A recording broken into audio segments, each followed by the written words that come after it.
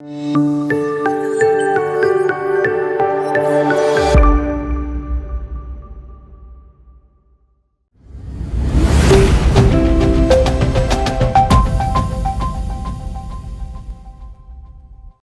and a very warm welcome to Bharata First. You're watching UPSC Corner with me, Frankrausanpereira.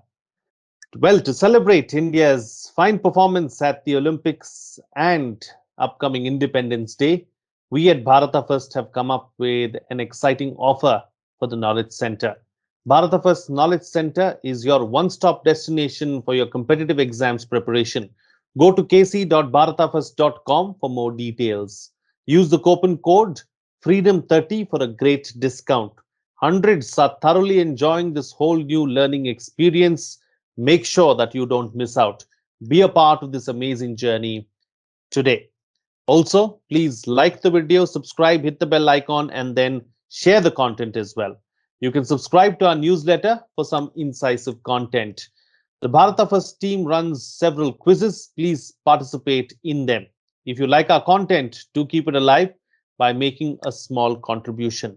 All this information, along with some must-see recommendations, are in the description of the video. Please go through it. Well, last week we met an officer from the Indian Forest Service. She took us through her job profile and informed us about what it takes to be an IFS officer.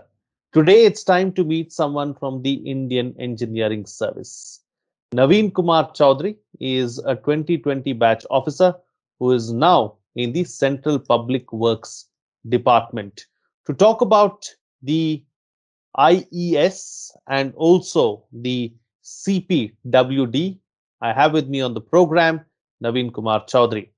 Naveen, welcome to Bharata First. Thank you, sir. Great. So let's start from the beginning. What made you think of a career in the Indian Engineering Service? When did it all begin? How did it start? What was your driving force? Actually, it's a bit a long story, but I can cut it short, being the time constraint. So it was more like I got my job out of college placement. I've done mechanical engineering from a private college in Nasik.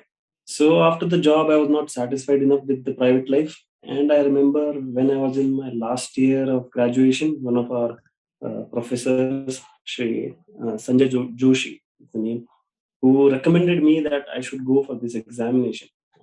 Frankly speaking, I didn't take him that seriously because I thought I'm not cut out for that examination because it's a really tough BA for engineers to crack. So afterwards, I was not that happy with my private job. So I thought I should give a chance there. So I prepared for 1 year after leaving my job. My parents were not happy, but I prepared for 1 year, and in my first attempt, I got a 60th rank in engineering services in mechanical stream.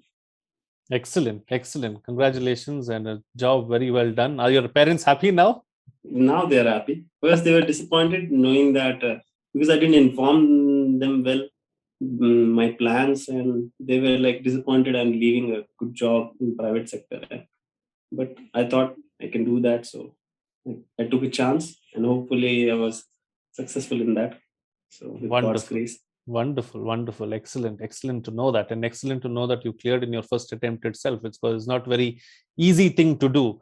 Talking about not a very easy thing to do, how was the preparation like, and was it easier than you expected? No, it was not at all easier.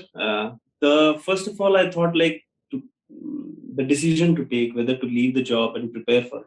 I thought it was a really tough decision. I took months to decide whether I should leave the job. But when I started preparing, I thought the easiest step was gone. Deciding was the easiest step, and now the harder part began actually. So it was like I had to brush up my skills of engineering, and I had to learn general knowledge also, some other things. And one thing is needed is you need to be in constant practice of engineering to clear this examination because uh, everything is so dynamic. And if you lose the touch, then it would be pretty difficult. So I had to put in my efforts, like me 9-10 hours of a day. So that was tough, but over the course of time, I think that it was good enough that I invested that time, and I enjoyed studying and I enjoyed learning. So it was a good experience overall. Wonderful. Why don't you take us through the examination process itself? How is it different from your other civil service Yeah, examinations, and how is it different? And if anyone wants to pursue this, where do they start? sure. First of all, it's a bit different in the process, a little different in the process as compared to civil services. There is a prelims and mains and an interview, just like the civil services, but the curriculum is a little different. In civil services, generally the prelims marks are not considered in the final cutoff score. But here, the prelims marks are also considered. There are two papers in prelims. One is a non-technical, which is GS oriented, or rather, there are some subjects. Aptitude is included, mathematics is included, general knowledge, current affairs, environment. That is the first paper, which is of 200 marks, I guess. And second paper is purely on your discipline, whichever you choose. So I took mechanical. So mechanical discipline paper was the second paper, which was for 300 marks. So total 500 marks are here. So this is what comprises the prelim score, and which is counted in the final score. So after that, there's mains. In mains, there are two papers purely of engineering discipline. So that would be one. Each paper would be of 300 marks. So 300 plus 300. So both papers comprise of 600 marks. So the total score goes to 1100 and so. And then there comes interview, which is out of 200. So the total is 1300. So something on the lines of CAPF as well. I mean, prelims are also counted, and the final, interview also is, I think, about 150 or 200 or something of that sort. And that's how it is different from the CSE exams, isn't it? Yeah. Right. In CSE, they don't count the prelims. Yeah.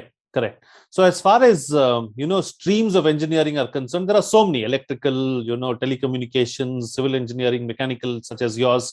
Do certain stream students find it a little easier with regards to the Indian engineering service, or there is nothing like that? Actually, the only paper which is common to all the streams is the first paper in prelims, which is of the general nature. So that is common for all the streams. So in that, it's debatable, because there are certain topics which would be benefiting the telecommunication people, and the certain topics which would be benefiting civil discipline students. So it's debatable, but I've seen that mechanical engineering students score more. uh, Maybe the aptitude is the reason, or maybe some of the subjects would be helping them, no doubt. But I've seen that mechanical students score well as compared to other branches. Civil goes second. And Naveen, what has been the most challenging aspect of the exam, and what did you find the most difficult? Uh, about the exam, I would say that one thing, what's different from civil services is, uh, holistically, if you learn the concepts, and if you know the things, and if you know the policies and whatnot, so you have something to write down, and you have something, a crux of it.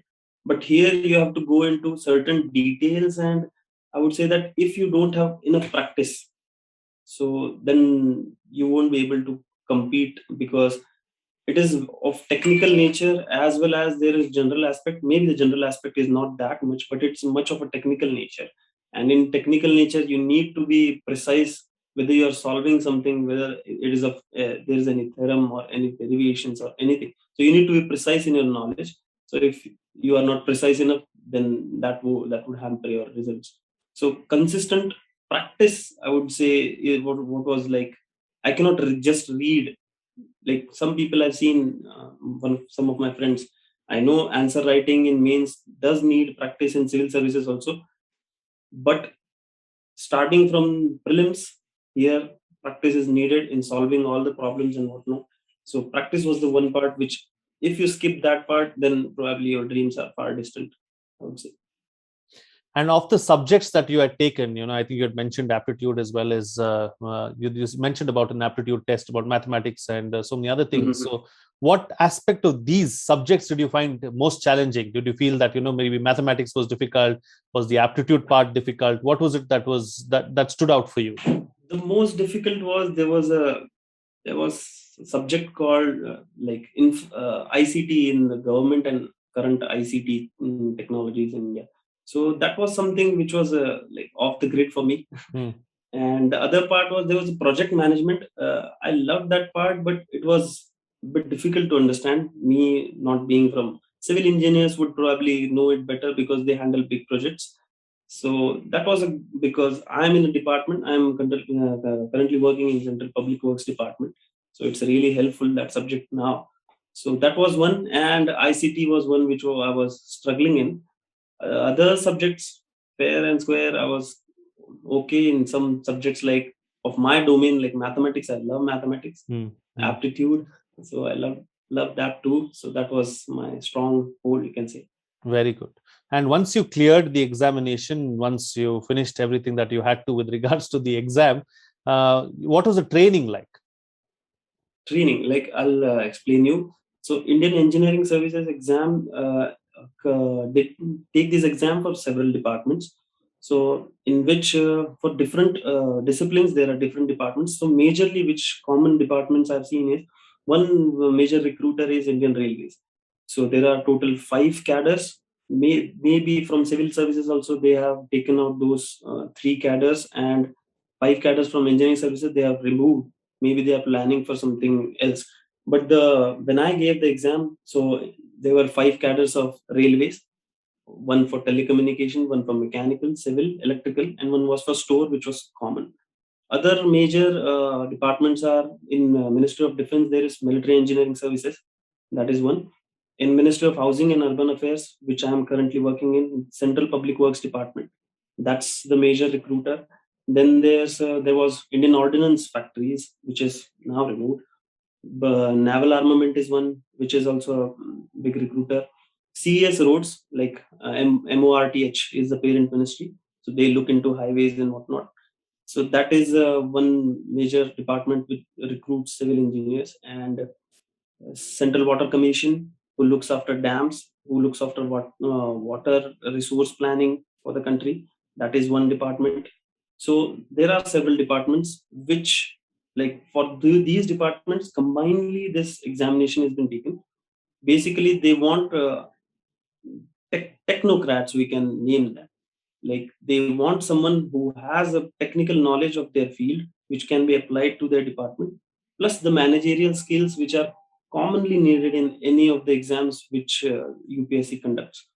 So this is what the nature of the job would be in future also. So basically, these are the departments that which portray their demands through this exam. And when does the department allotment happens, and do these departments have their own training programs? Yeah. Department allocation happens after the result, after the interview. Just like in civil services, service allocation takes place. Similarly here, you have to fill in the preferences in DAF, similar process. And after that, they have been handed over to the respective ministries. So my training, railways training takes, for example, railways training takes place in NAIR Vadodara, combined with those who are selected through civil services also, 3 cadres. My department, CPWD, conducts the training in National CPWD Academy, which is in NCT, Ghaziabad, you can say. So that is the academy where training has been taking place. And there are certain centers for each department which to undertake the training, and varied time period can be there. Excellent. And what was the most interesting and most difficult part and most lovable part of your entire training process? Training was overall a great experience because you get to know your colleagues and fellow participants of the exam who cleared. So many meritorious students come to the training, and that's a good atmosphere to learn, to enjoy. And it was a great experience. The challenging part was learning new things as because any department would have certain things which are untouched, or to learn the work culture there, or to know the organization, how it functions. So some critical areas, like we are majorly a building department. So like Central Vista is a esteemed project which has been handed over to CPWD. So learning the intricacies of how certain things function, how what is Griha, what is IGC, Indian Green Building rating, and all those things, to learn this and how these we would be functioning in future. So this was a, we cannot call it hard part, but it was new for me, we can say that. Right. And on the job, what have you liked the most? I love that I'm not missing out on my technical knowledge as well, and yet I'm learning new things.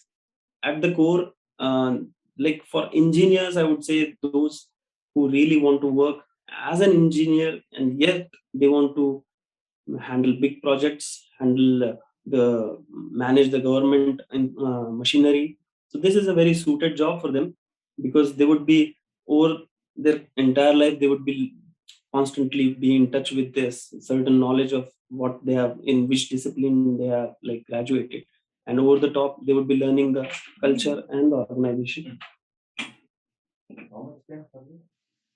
15 minutes. Sorry to interrupt. No problem. Go ahead. Yeah. Best part, you're talking about the best part of the job. Yeah. So that is what was luring me also, and you can say that is what everyone is fascinated about. You become part of the government, you get a certain amount of autonomy, you get that amount of authority to handle the project, and yet innovations is one thing which is expected out of our new generation. Like any new construction or any new policy which has been like what we can say has been Formulated. formulated or been enrolled. So that policy, the framework or the ideas have been provided by someone who clears the examination, because new ideas into the policy and new ideas into the field are required, and that is what we are aiming for and looking forward to that. Absolutely. That's wonderful. Wonderful to hear. And is the job as expected, as challenging as you thought it would be, as fun as you thought that it would be? And did you have, a technical bent of mind from the beginning, Naveen? Because, we've seen we have so many engineers in our country, but many of them take up engineering because they feel that they have nothing else to do, or because they are pushed in that direction by their peers or by their parents. Was it the same for you, or was it different? Were you always No, interested in this technical side of things? actually, fun part is like I was looking. I found one of my resume which I like formulated or made during my 8th or 9th class, and in that I had written my dream to become a mechanical engineer, and I was shocked seeing that, because I didn't remember that so exactly when the dream like kind of popped up in my mind. So from the start, I was inclined to engineering because I loved maths, I loved applied mechanics. That's why I chose mechanical engineering, to be honest. And I'm disappointed of the fact that you mentioned some people do take up engineering just as a last resort, or just because they are under influence of someone. I took up because I was passionate about it, and it should be treated at par with, like, as in medical. Certainly same thing is happening with medical also, I have seen. So any profession should be chosen, or any discipline should be chosen just because, if you are passionate about it, if you want to learn, seriously learn those things, not just because you want to do it on this for the sake of your parents or peers. So that would, over the course of line, that would hamper even the nation and even the individual also, because he would be stuck up in a situation, he would be in a situation where he has graduated or is working in some organization, but he doesn't feel that he belongs there. So that is, Absolutely. I particularly feel that that should not be done, and people should choose what they really want to do or want to be. Absolutely. And Naveen, before I let you go, any words of advice, anything that you would like to say to youngsters who would like to follow in your footsteps? What would you like to say to them, and how should they, move forward really if they want to think of a career in the Indian engineering service? Rather than saying that they follow my footsteps, I would say that they create their own path, that would be better. Something that the world sees, even I look up to them. So my advice would be, they should, every individual should follow. Just because I was an engineer and I wanted to go for engineering services and I cleared, that doesn't mean that everyone is suited for it, or everyone should do it, everyone should go for this only. That is not the only thing. Like, most of the people find it like that's the only goal I have, and they become quite dejected when they don't achieve that. But I would say that everyone should know their capabilities, and they should act accordingly, and they should work accordingly, and they should choose that profession and that particular field where they are good in, that would support the nation as well as the individual. And the rest, for the engineers, I would say that they really need to learn the basics pretty well to uh, survive in the what we can say, after their graduation in the outside world. So if they really want to do engineering, they should do it wholeheartedly from the scratch, from the basics, as an engineer should do, rather than just passing it for the namesake. That's what my advice would be to engineers. Absolutely. All right, Naveen, pleasure having you on Bharata First. Thank you so much for explaining your service, explaining your job profile, and also giving tips to the youngsters on what they should be doing really going forward. Thank you so very much. Really a pleasure having you here on the program. Thank you so much. It was a pleasure. Yeah. And well, before I go, let me once again inform you about Bharata First Knowledge Center. To celebrate India's fine performance at the Olympics and the upcoming Independence Day, we at Bharata First have come up with an exciting offer for the Knowledge Center. The Bharata First Knowledge Center is your one-stop destination for your competitive exams preparation. Go to kc.bharatafirst.com for more details. Use the coupon code FREEDOM30 for a great discount. Hundreds are thoroughly enjoying this whole new learning experience. Make sure that you don't miss out. Be a part of this amazing journey today. Also, please like the video, subscribe, hit the bell icon, and share the content. You can subscribe to our newsletter to get some incisive information. The Bharata First team runs several quizzes. Please participate in them. If you like our content, do keep it alive by making a small contribution. All this information, along with some must-see recommendations, are in the description of the video. Please go through it. That's it from me. See you again next time.